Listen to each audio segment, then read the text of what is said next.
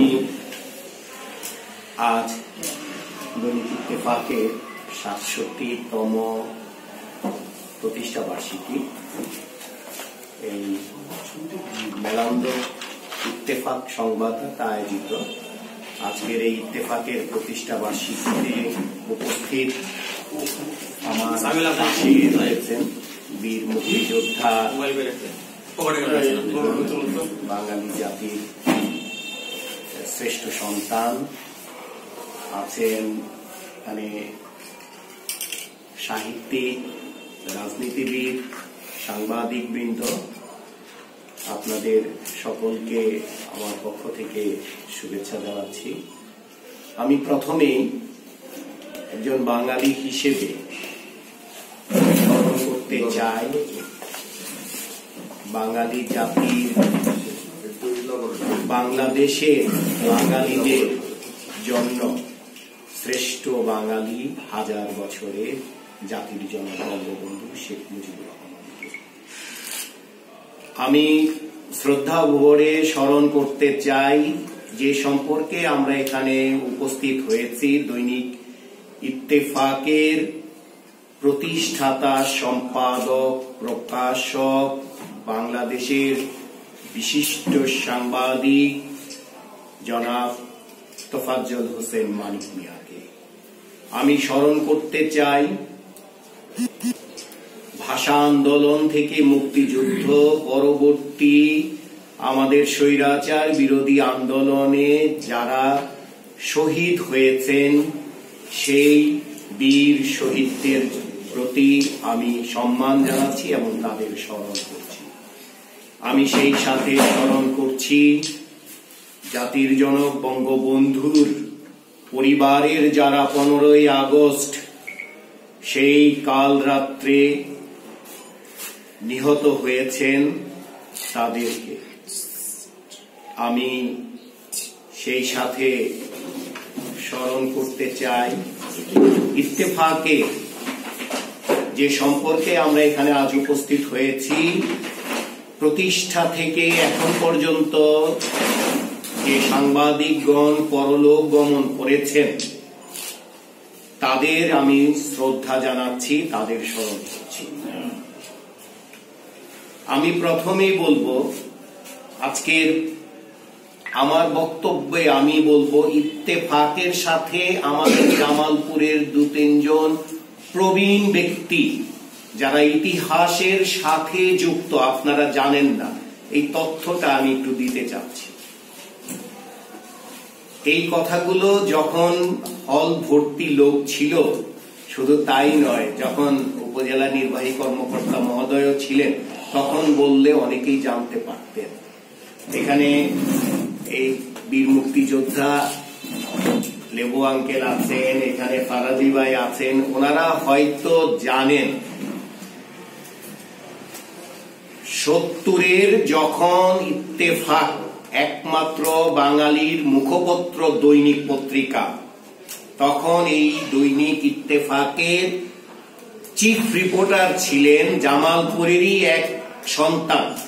জামালপুর বলতে পৈতৃক বাড়ি তার জামালপুরে, ওনার জন্ম ঢাকায়, বড়ও ঢাকায়, জামালপুরে চন্দ্রাতে তার পৈতৃক বাড়ি, সৈয়দ শাহজাহান। উনি এই ইত্তেফাকের চিফ রিপোর্টার ছিলেন। মুক্তিযুদ্ধ যখন শুরু হলো, তখন উনি সকলেরই চলে যেতে হলো, উনারাও চলে যেতে হলো। উনি মুজিবনগর সরকার, প্রবাসী সরকারের উপরাষ্ট্রপতি এবং অস্থায়ী রাষ্ট্রপতি সৈয়দ নজরুল ইসলামের প্রধান জনসংযোগ কর্মকর্তা হিসেবে উনি মুক্তিযুদ্ধে অংশগ্রহণ করেন এবং অবদান রাখেন। সৈয়দ নজরুল ইসলাম অস্থায়ী রাষ্ট্রপতির উনি পিআরও হিসেবে উনার সাথে সার্বক্ষণিক ছিলেন। মুক্তিযুদ্ধ পরবর্তী সময়ে বাংলাদেশে যখন উনি উপরাষ্ট্রপতি হলেন, তখন উনি উনার প্রধান জনসংযোগ কর্মকর্তা ছিলেন। বঙ্গবন্ধু 10ই জানুয়ারি যখন স্বদেশে প্রত্যাবর্তন করলেন, তখন উনি যখন লন্ডনে গেলেন এবং সেখানে বিমানের বিরতি দিল, তখন বঙ্গবন্ধু ফোন করেছিলেন উপরাষ্ট্রপতি সৈয়দ নজরুল ইসলামের সাথে কথা বলতে। সেই ফোনটিও রিসিভ করেছিলেন সৈয়দ শাহজাহান। এটা ছিল হচ্ছে টেলিফোন করেছে। তখন আমাদের এখন যত টেলিফোনের যোগাযোগের যে ইচ্ছে করলেই মোবাইল বা এত সহজ ছিল না, তখন খুব কঠিন ভাবেই যোগাযোগটা হয়েছিল। সৈয়দ নজরুল ইসলাম ওয়াশরুমে ঢুকেছেন, টেলিফোনটা তখন সৈয়দ শাহজাহান সাহেব রিসিভ করেন এবং সৈয়দ শাহজাহান সাহেবের সাথে বঙ্গবন্ধু বাংলাদেশ সম্পর্কে জানলেন এবং 15 থেকে 16 মিনিট কথা বলেছিলেন। এবং পরের দিন বাংলাদেশের সকল পত্রিকায় প্রথম পৃষ্ঠায় এটা ছাপাও হয়েছিল। সেই সৈয়দ শাহজাহান জামালপুরের সন্তান। পরবর্তীতে 75-এর 15ই আগস্টের পরে যখন সকলেই পলাতক হলেন এবং 3 নভেম্বর যখন 4 নেতার হত্যা করা হলো, জেল হত্যা, তার আগেই সৈয়দ শাহজাহানও পলাতক ছিলেন এবং উনিও সৈয়দ নজরুল ইসলামদের সাথে উনিও অ্যারেস্ট হয়ে যেতেন এবং উনাকেও আমরা পেতাম না। উনি এমন এক জায়গায় আত্মগোপন করলেন, উনাকে আর খুঁজে পাওয়া যায়নি। 1 বছর উনি আত্মগোপনে ছিলেন। তারপরে যেহেতু চাকরিটা তো সরকারি চাকরি, উনি প্রবাসী সরকারের নিয়োগপ্রাপ্ত এবং উপরাষ্ট্রপতি প্রধান জনসংযোগ কর্মকর্তা। ওনার 77 সাল পর্যন্ত লাগলো গেজেট হতে যে উনি পলাতক, চাকরিতে আর ফেরত আসেন নাই। প্রথমে এটা কিছু নিয়ম আছে সরকারি, যে এখানে সমাজসেবা উনি জানেন যে সরকারি একজন প্রথম শ্রেণীর কর্মকর্তা এবং ওই লেভেলের কর্মকর্তা যখন না আসে তখন উকিল নোটিশ করতে হয়, পেপারে দিতে হয়, কারণ দর্শানোর নোটিশ ইত্যাদি ইত্যাদি করতে করতে 77 সালে উনি হলেন। তারপরে উনি আবার ইত্তেফাকে উনি যোগদান করলেন এবং এই হলো আমি সৈয়দ শাহজাহান বর্তমানে জীবিত আছেন, খুবই অসুস্থ, 86-87 বছর বয়স এখন ওনার চলছে। উনি কাজী নজরুল ইসলাম যেরকম বাক রুদ্ধ হয়ে গেছেন, উনিও এরকম হয়ে গেছেন। উনি হুইল চেয়ারে বসে থাকেন। আমি জামালপুর আসার 15 দিন আগে ওনার বাসায় গিয়ে ওনাকে দেখে এসেছি। উনি কথা বলতে পারেন না, শুধু ফেল ফেল করে মানুষের কথা শুনে, কোনো কথা বলতে পারেন না। আমি আপনাদের কাছে দোয়া চাই সৈয়দ শাহজাহান সাহেবের জন্য, আপনারা দোয়া করবেন। যেহেতু আজকে ইত্তেফাকের উনি ইত্তেফাকের 2000 সাল পর্যন্ত ছিলেন এবং 2000 সালের শেষের দিকে উনি ইত্তেফাক থেকে অবসরে যান। উনি ইত্তেফাকের জয়েন্ট নিউজ এডিটর ছিলেন, শিফট ইনচার্জ ছিলেন অনেকদিন। এটা বলছি আমি সৈয়দ শাহজাহান যেহেতু জামালপুরে আমাদের একজন কৃতি সন্তান, সেই হিসেবে ইত্তেফাকের সাথে যুক্ত ছিলেন দীর্ঘদিন, ওনার প্রসঙ্গ বলব। এখন আসি, ইত্তেফাকের সাথে আমার একটা সম্পর্ক গভীর আছে, এটা এখন এটাও স্মৃতি চান। 90 দশকে আমি ইত্তেফাকে যেতাম এবং আমাকে সবচেয়ে স্নেহ করতেন রকুনুজ্জামান খান দাদা ভাই। রকুনুজ্জামান খান দাদা ভাই আমাকে, দাদা ভাইয়ের রুমে বসে আছি, আপনারা জানেন এখানে সিনিয়র যারা আছেন জানেন, ইত্তেফাকের উল্টার দিকে দেশবন্ধু সুইট মিট আছে, একটা দোকান। এটা খুবই একটা নাম করা, ঢাকার সেই আজকে না, এটার প্রতিষ্ঠা হয়েছে বেশি সম্ভব 1932 সালে। এই দোকানের আপনার সবজি আর রুটি খুব বিখ্যাত, এখনো বিখ্যাত। আপনি গেলে দাঁড়িয়ে থাকতো, বিশাল বড় দোকান, লাইন ধরতে হবে খাওয়ার জন্য। দাদা ভাইয়ের এখানে আমি যেতাম, আমি বলছি 93-94 সালের কথা। দাদা ভাই আমাকে সেখান থেকে রুটি এনে আর সবজি এনে খাওয়াতেন, বলতেন খাও বাবু, এটা হলো বিখ্যাত। 94 সালে দাদা ভাই আমাকে ধরে নিউজ সেকশনে নিয়ে গেলেন, ঠিক আমার হাতটা ধরে নিয়ে গেলেন। আমি তখন এতই কম বয়স, এটা বুঝতেই পারছেন, 24-25 বছর বয়স। আমাকে নিয়ে গেলেন, নিয়ে যাওয়ার পরে সৈয়দ শাহজাহান সাহেব, আমার সাথে কিন্তু এর আগে সৈয়দ শাহজাহান সাহেবের সাথে পরিচয় ছিল। উনি ইত্তেফাকের তখন শিফট ইনচার্জ। শিফট ইনচার্জ আপনারা জানেন, শিফট ইনচার্জ হচ্ছে জয়েন্ট নিউজ এডিটরের পরের র্যাঙ্কটা, মানে শিফট ইনচার্জ, তারপরে জয়েন্ট নিউজ এডিটর, তারপরে নিউজ এডিটর। আর ইত্তেফাকের যেটা ভারপ্রাপ্ত সম্পাদক, এটা কাগজে কলমেই ছিল, কিন্তু ইত্তেফাকে সবচেয়ে প্রভাবশালী সবসময় ছিল হলো বার্তা সম্পাদক, নিউজ এডিটর। তখন ইত্তেফাকের নিউজ এডিটর হলো গোলাম সারোয়ার, আর জয়েন্ট নিউজ এডিটর হলো আব্দুল বাতেন এবং শাহাবুদ্দিন আহমেদ। এরা দুজন হচ্ছেন জয়েন্ট নিউজ এডিটর। আর সিগনেচার ছিলেন দুজন, একজন ছিলেন সিরাজুল ইসলাম সাহেব, উনি মুক্তিযোদ্ধা, আর ছিলেন সৈয়দ শাহজাহান সাহেব। আমাকে দাদা ভাই নিয়ে গেলেন হাত ধরে দোতলাতে নিউজ সেকশন, দোতলাতেও দাদা ভাই বসে আর কে মিশন রোডে।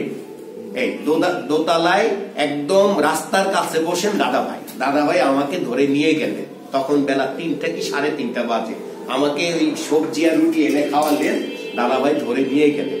নিয়ে যেয়ে আমাকে পরিচয় করে দেন, বললেন শাহজাহান তোমার জামালপুরের ছেলে, ওর নাম হচ্ছে আনোয়ার হাসান বাবু, আমার খুব স্নেহের, তোমার বাড়ি যেহেতু জামালপুরে আর তোমার জামালপুরের ছেলে, তোমার সাথে আমি পরিচয় করানোর জন্য নিয়ে আসলাম। আমার সেই দিন থেকে সৈয়দ শাহজাহান সাহেবের সাথে আমার পরিচয় হলো। পরবর্তীতে আমি ওনাকে দাদা বলে সম্বোধন করতাম, উনি আমাকে নাতি বলে সম্বোধন করতেন। আমাদের খুব ঘনিষ্ঠ সম্পর্ক ছিল, এখনো আছে। এবং এই ইত্তেফাকে আমি যেতাম, আমাকে গোলাম সরোয়ার, বাতেন ভাই আমাকে খুব আদর করতেন। ইত্তেফাকে বৃহস্পতিবার একটা বিশেষ পাতা বেরোতো কর্চা, এটা রেজানুর রহমান ছিল ওইটার হইল সম্পাদক। ওই পাতাটা রেজানুর রহমান মানে এখন ওই যে চ্যানেল আইয়ের একটা আছে, সিনে ম্যাগাজিন আছে, ওইটার সম্পাদক এবং বিশিষ্ট উপন্যাসিক, লেখক, নাট্যকার রেজানুর রহমান। এই এটা ফারাজি ভাই খুব ভালো চিনবে রেজানুর রহমানকে। রেজা ভাই ওই কর্চা পাতাটা সম্পাদনা করতেন। রেজা ভাইয়ের সাথে আমাকে দাদা ভাই রুকনুজ্জামান খান দাদা ভাই পরিচয় করে দিল। এই পরিচয় করতে রেজা ভাই আমাকে ধরলো, যেহেতু রুকনুজ্জামান খান দাদা ভাই আমাকে পরিচয় করিয়ে দিচ্ছে, অতএব এখানে একটা বিশাল বড় একটা কিছু। এই উনি তখন আমাকে ধরলেন যে তুমি আমার ছোট ভাই, তুমি আমার এখানে নিয়মিত লেখবা। এই আমি কর্চা পাতাতে লেখা শুরু করলাম তখন। এরপরে যেহেতু ছোট থেকে আমি সাহিত্য অঙ্গনের সাথে জড়িত, লেখালেখি করি, কবিতা লিখি, তা আমার একটু হলো যে একটু সাহিত্য পাতায় একটু যাব। 5 তলায় বসেন আল মুজাহিদি কবি, আল মুজাহিদি ভাইয়ের এখানে আমি গেলাম এবং ওনার সাথে পরিচয় হলো। এবং আল মুজাহিদি ভাই যখন আমার বাড়ি শুনলো জামালপুর, ইতিপূর্বে আমি লেখা পাঠিয়েছি বাই পোস্টে, উনি 1-2টা লেখা চেপেছিল, কিন্তু উনি জানেন না যে আমি একেবারেই 22-23 বছরে একটা তরুণ। উনি মনে করতেন আমার লেখার ভিতরে তো কোথাও লেখকের বয়স লেখা থাকে না। কবিতা লিখি, এইখান থেকে বাই পোস্টে 2 টাকা লাগে পোস্টে পাঠাতে, পোস্টের ভিতরে যে কখনো 1 টাকা দিয়ে খোলা ডাকলেও পাঠিয়ে দিই, দেখা গেল ইত্তেফাকে আমার লেখা ছাপা পড়েছে। তো উনি জানতেন তো আমি অনেক বয়স্ক। আমি যখন যে বললাম আমি কিন্তু কবিতা লিখতাম হাসান আনোয়ার নামে, এই তখন তা আমি যাই বললাম যে আমি হাসান আনোয়ার, এই দুরু বুকে কবি আল মুজাহিদি, বিশাল বড় ব্যক্তিত্ব, বিশাল বড়। এক সময় ওই তোফায়েল আহমেদের আগে উনি ছাত্রলীগের প্রেসিডেন্ট ছিলেন, উনি ছাত্রলীগের প্রেসিডেন্ট কেন্দ্রীয় সেন্ট্রাল, আর তোফায়েল আহমেদ ছিল ওনার সহসভাপতি। এখন এই অবস্থা, আমি তো দুরু বুকে আল মুজাহিদির সামনে। তা আমি যে যখন বললাম তখন উনি আমার দিকে একটু তাকিয়ে থেকে বললেন, সরাসরি বললেন, তুমি করে সম্বোধন করলেন এবং বললেন যে তোমার বাড়ি যাও না। বললাম জি। বললো কি তুমি কি জানো আমার বাড়ি কাঙ্গাল? আমি বলে জানি। তা আমার বাড়ি জামালপুর। আমি অবাক হয়ে তাকিয়ে বললাম যে আপনার বাড়ি জামালপুর, এটা জানি না। তখন উনি বললেন ওই জামালপুরে আশেক মাহমুদ কলেজের এখানে সরকার বাড়ি, আশেক মাহমুদ কলেজের যে রোডে, এই দেওয়ানপাড়া মোড়ে, ওই জায়গায় ওটা হলো ওনার চাচাদের বাড়ি। ওনার বাবা এই জায়গার জায়গাও আছে, ওনার পৈতৃক জায়গা, এবং ওনার বাবা চলে গেছিল টাঙ্গাইলে। এই উনি ইতিহাস বললেন। পরবর্তীতে আল মুজাহিদি 97-98 সালে জামালপুরে আমার বাসাতেও এসেছেন, উনি আমার বাসায় থেকেছেন এবং ওই জমি উনি ওনাদের চাচাদের কাছ থেকে নিয়েছেন এবং এটা বিক্রি, চাচাদের মাধ্যমে বিক্রি করে টাকাও নিয়ে গেছেন। এই হলো ইত্তেফাকের সাথে আমার একটা সম্পর্ক। এবং এখন ইত্তেফাকের যে নির্বাহী সম্পাদক শাহিন রেজা নূর, ওই যে আসাদুল্লাহ রেজার, শহীদ আসাদুল্লাহ রেজার ছেলে, শাহিন রেজা নুরে, শাহিন ভাইয়ের সাথেও আমার খুব ভালো সম্পর্ক। তখন শাহিন ভাই ইত্তেফাকের ছিলেন অ্যাসিস্ট্যান্ট এডিটর, সহকারী সম্পাদক। এইদের সাথে আমার খুব ভালো সুসম্পর্ক গড়ে উঠেছিল এবং একটা সময় ইত্তেফাকে আমি যেতাম, নিয়মিত আড্ডা দিতাম। এবং ঢাকায় ইত্তেফাকের একটা বড় গুণ ছিল, এটা বলি, সেটা হলো লেখকদের বাংলাদেশে সবচেয়ে বেশি অনারিয়াম, সম্মানী, মানে টাকা ইত্তেফাক। এখন আমাকে আল মুজাহিদি বলল, ঢাকায় গিয়েছি, হাত করে বাবার কাছ থেকে টাকা নেই, ইউনিভার্সিটিতে পড়ি, টাকা নেই, টাকা এত সব চলে না, খরচ তো বেশি হয়, এই একটু আড্ডা টাড্ডা দিই, খরচ বেশি হয়। এখন আমাকে আল মুজাহিদি ভাই বললো যে ওই সাহিত্য পাতায় আপনারা জানেন বই সমালোচনা ছাপা হয়, বুক রিভিউ যাকে বলে, এটা ফারাজি ভাই আরো ভালো বলতে পারবে। তা আমাকে মুজাহিদি ভাই বললো যে তুই, মুজাহিদি ভাই পরে আমার সাথে সম্পর্ক হয়ে গেলে আমাকে তুই করে সম্বোধন কর। মুজাহিদি ভাই বললো যে তুই একটা কাজ কর, মাসে 4টা পাতা বের কর, তুই 4টে পাতাতেই সপ্তাহে একটা করে বুক রিভিউ।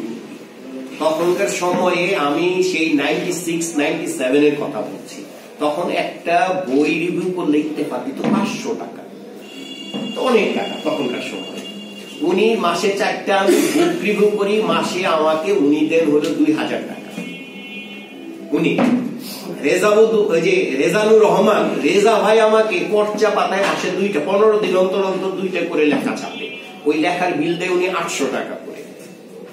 উনি এই মিলিয়ে সব মিলিয়ে ইত্তেফাকের বিলটা এমন হতো, ওই আপনার দিত না, চেক দিত না, ওই যায় অ্যাকাউন্ট সেকশনে যে ভাউচারে স্বাক্ষর করে বিলটা দিয়ে আসতো। ভাউচার বিল দেখে ভাউচারে স্বাক্ষর করতাম, ভাউচারটা আবার নিয়ে যেতাম, ওইটা আবার যিনি বিভাগীয় সম্পাদক, সাহিত্য সম্পাদক বা রেজানুর রহমান বা রকুনুজ্জামান খান দাদা ভাই, উনি আবার একটা কাউন্টার সাইন করে দিতেন, না দিলে দিবে না। দিলে এই মিলে আমার একটা ফিক্সড ছিল যে ইত্তেফাক থেকে আমার মাসে 4000 টাকা পকেটে আসবে, এটা সর্বনিম্ন, কোন কোন মাসে 5-6 হাজার টাকা আসতো। এই হলো মানে ইত্তেফাকের, যেহেতু আজকে 67তম এটা প্রতিষ্ঠা বার্ষিকী, সেই হিসেবে বললাম যে ইত্তেফাকের সাথে আমার সম্পর্কটা কি। ইত্তেফাকে বহু সময় কাটিয়েছি, আর কে মিশন রোডে বহু। যখন ইত্তেফাক ভাইয়ে ভাইয়ে দ্বন্দ্বে এক ভাইকে বলা হলো যে কি চাও, ইত্তেফাক ভবন চাও না এই পত্রিকার সাইনবোর্ড চাও, মানে ডিক্লারেশনটা চাও, যে কোনো একটা নিতে হবে। তখন ছোট ভাই আনোয়ার হোসেন মঞ্জু বললো আমি ইত্তেফাক গুডউইল চাই, ইত্তেফাক ডিক্লারেশন